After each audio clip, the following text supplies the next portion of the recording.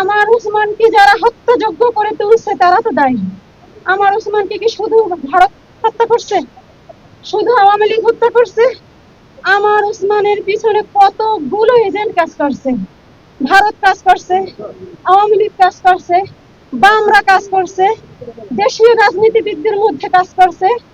দেশীয় রাজনীতিবিদদের মধ্যে যারা বাংলাদেশ পন্থা রাজনীতি করতে চায়, আমি তাদের উদ্দেশ্যে বলতে চাই, বাংলাদেশ পন্থা রাজনীতি যদি আপনি না পারেন, আল্লাহর হস্তে এই দেশের বাইরে চলে যান। বাংলাদেশ থেকে কারো সাথে নেগোসিয়েশন করে ক্ষমতায় আসা, কারো সাথে নেগোসিয়েশন করে চেয়ার দখল করা, ক্ষমতা দখল করা, টাকা দখল করা, এগুলো আর বাংলাদেশ মানবে না।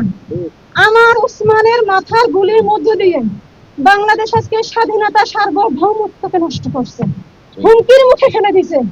আমার উসমান যদি বেঁচে থাকতো, চাঁদাবাজরা সন্ত্রাসরা বুঝে গেছে ক্ষমতার দোহাই দিয়ে আর কোনো কাজ করা যাবে না, টাকা দিয়ে কাউকে কেনা যাবে না। আমার উসমানকে 24-এর পরে বহু ক্ষমতার প্রলোভন দেখাইছেন ইন্টারিম সরকার। এই সরকারের উদ্দেশ্যে আমি বলতে চাই, এই ইন্টারিম সরকার আজকে বিপ্লবী সরকার হওয়ার কথা ছিল, কেন হলো না? ইন্টারিম সরকার কেন চুপ্পুর হাতে ক্ষমতা নিল? চুপ্পুর হাতে কেন তারা শপথ পাঠ করলো? চুপ্পু স্বৈরশাসক হাসিনার লোক। এই সংবিধানের দোহাই দিয়ে বেগম জিয়া বলছে এটা ফ্যাসিবাদী সংবিধান। যখনই আন্দোলন হলো, সবাই যাই চুপ্পুর হাতে কেন ক্ষমতা নিল? চুপ্পুর হাতে আমরা কেন শপথ পাঠ করলাম? যখনই আমরা চুপ্পুর হাতে ক্ষমতা পাঠ করলাম, তখনই আমাদের আন্দোলন ব্যাহত হয়ে গেল, তখনই আমাদের বিপ্লব ব্যাহত হয়ে গেল। আমার উসমানকে মারার পিছনে যারা চুপ্পুর হাতে শপথ করছে, যারা এই সংবিধান পাল্টাইতে চায় না, আমার উসমান বারবার বলছে এই সংবিধান পাল্টাইতে হবে। বেগম জিয়া বলছে, আন্দোলনের পরবর্তী সময় যারা নেতা সাজে, নেতা হইতে চায়, বাংলাদেশের যারা মাথা মনে করে, আসলে কি বাংলাদেশের মাথা? ভারতের সাথে নেগোসিয়েশন করে ক্ষমতায় কেন আমাকে আসতে হবে? ভারতের সাথে নেগোসিয়েশন করে আমার বিপ্লবীদেরকে কেন হত্যা করা হইবে? আমার বাংলাদেশকে কেন বিপর্যস্ত করে ফেলানো হইবে? আমার বাংলাদেশে আমরা মাথা উঁচু করে দাঁড়াতে চাই। আপনারা যেখানে আছেন, আমি আপনাদের মাধ্যমে বাংলাদেশবাসীকে, বাংলাদেশের বাহিরে যারা বাংলাদেশী আছে, আমার সবার কাছে একটাই অনুরোধ, ওসমানকে জীবিত রাখতেই হবে। ওসমানকে জীবিত রাখা মানে বাংলাদেশে বিপ্লবী সরকার হইতে হবে। আর এই বিপ্লবী সরকার যদি আমার ওসমান হত্যার বিচার না করে, আর কবে করবে? আজ কোন ওসমান জন্ম নেবে না, কোন ফ্যামিলি আর কোন ওসমানকে বাংলাদেশে রাখবে না। আমি দেখছিলাম আমার ওসমানকে, সে যখন সেকেন্ড ইয়ারে পড়ে তখন সে আমেরিকা চলে যেতে চেয়েছিল। আমি বলছিলাম, মেধাবীরা কেন আমেরিকা চলে যাবে? এই 17 বছর ফ্যাসিস্ট থাকবে, সেটা কি আমরা বুঝতে পারছিলাম?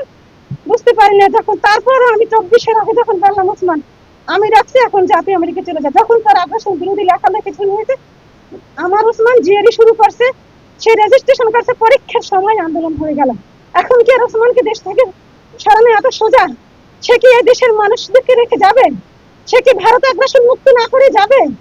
আমার ওসমান শুধু এখন আর বাংলাদেশের ওসমান না, সারা বিশ্বের মজলুমদের ওসমান। সারা বিশ্বে যেখানে যত মজলুম আছে সবার ওসমান হাদি এখন।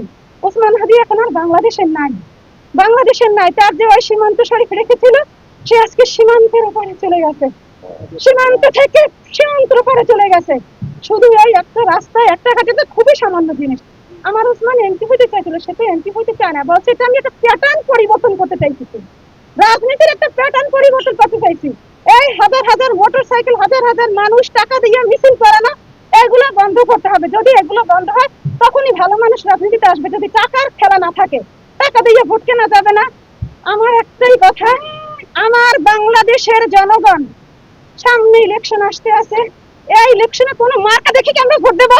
না, কোনো মার্কা দেখে ভোট দেবো? আমরা দেশপ্রেমিক যে বাংলাদেশ পন্থী রাজনীতি করবে, আমরা তাকেই ভোট দেবো। বাংলাদেশ পন্থী রাজনীতিবিদ চাই এখানে।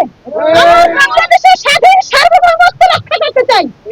আমার বাংলাদেশের স্বাধীন সার্বভৌমত্বের উপর যে আঘাত আসবে, সে যত বড় ক্ষমতা সম্পন্ন হোক, এই বাংলাদেশ প্রেমীর জনগণ তাকে টেনে হিঁচড়ে নামাবে।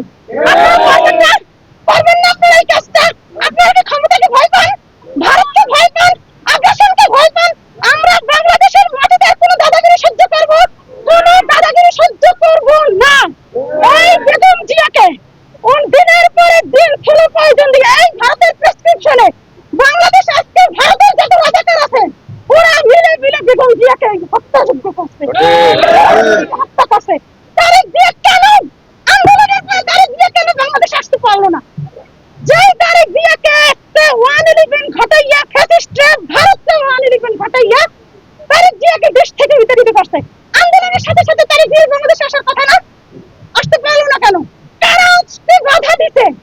সরকারের পক্ষ থেকে বারবার বলতে আমাদের কোনো সমস্যা নাই, আমরা সকল রকমের প্রোটেক্ট দেবো, তারপরও তার বিয়ে কেন আসলো না? তার মানে এই ভারতের সাথে যেগুলো বাংলাদেশের মুখোশধারী রাজনীতিবিদ, যারা টাকার পাহাড় গড়ছে রাজনীতিকে কেন্দ্র করে টাকার পাহাড় গড়ছে, ওদের কারণে আসতে পারে না।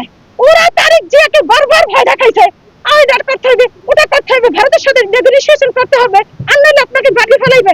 আজকে বিএনপি, আমি তারেক জিয়াকে আজকে আপনাদের মাধ্যমে তারেক রহমান সাহেবকে জানাতে চাই, আমার ওসমানের মাথায় গুলি না, বাংলাদেশের মাথায় গুলি, স্বাধীনতা সার্বভৌমত্বের মাথায় গুলি, আমার ওসমানের মাথায় গুলি না। এবং আজকে আপনার দলের লোকেরা যারা ওসমান মির্জা ফখরুল সাহেব আমার ওসমানের নামই জানে না, সারা বিশ্ব আমার ওসমান হাদির নাম জানে, মির্জা ফখরুল জানে না। তার মানে কি, মির্জা ফখরুল যদি বয়সের ভারে আমার ওসমানের নাম না জানে, তাহলে সে কিভাবে এমপি ইলেকশন করবে? তাহলে সে জনতার দায়িত্ব কিভাবে নেবে? এই নমিনেশন থেকে তাকে বাদ দিতে হবে। আর যদি সে ইচ্ছাকৃতভাবে ভারতের মদত পুষ্ট হয়, কারোর সাথে নেগোসিয়েশন করে যে আপনি ওসমানের নামই বলবেন না, একটা এমন একটা ভান ধরবেন ওসমান ছিল জন্য একটা কি আপনি এটা করবেন, তাহলে ওকে বাংলাদেশে রাখার কোনো ক্ষমতা কোনো দলের নাই, তাকে জনগণ তাকে নামাই দেবে। কোন রাজনীতিবিদ হিসাবে মির্জা ফখরুল থাকতে পারবে না। মনি এসে বলে গিনিপিগ, মনি এত বড় সাহস কোথায় পায় আমার ওসমান হাদিকে গিনিপিগ বলে? এত বড় অধিকার কি বাংলাদেশের আপনি রেখে দিয়েছেন? বাংলাদেশের আপনার জনতা দিয়েছে, মনিকে দিয়েছে, সে বিএনপির সাইনবোর্ড দিয়ে ওসমানকে বলে গিনিপিগ। সে হঠাৎ করে আসছিল, হঠাৎ করে আবার চলে গেল। এই সমস্ত কথা যদি তারেক রহমান সাহেবকে উদ্দেশ্য করে বলতে চাই, সে এই মনি এই পাপিয়া সম্বন্ধে, মির্জা ফখরুল সম্বন্ধে কি ব্যবস্থা নিবে? যদি ওরা দলীয়ভাবে কোনো ব্যবস্থা না নেয়, তাহলে আমরা বুঝবো যে এটা তারেক রহমানের কথা, এটা তারেক রহমানের কথা। আর যদি উনি ব্যবস্থা নেয়, তাহলে বুঝবো যে এটা ওদের কথা, ওরা ভারতের সাথে নেগোসিয়েশন করবে।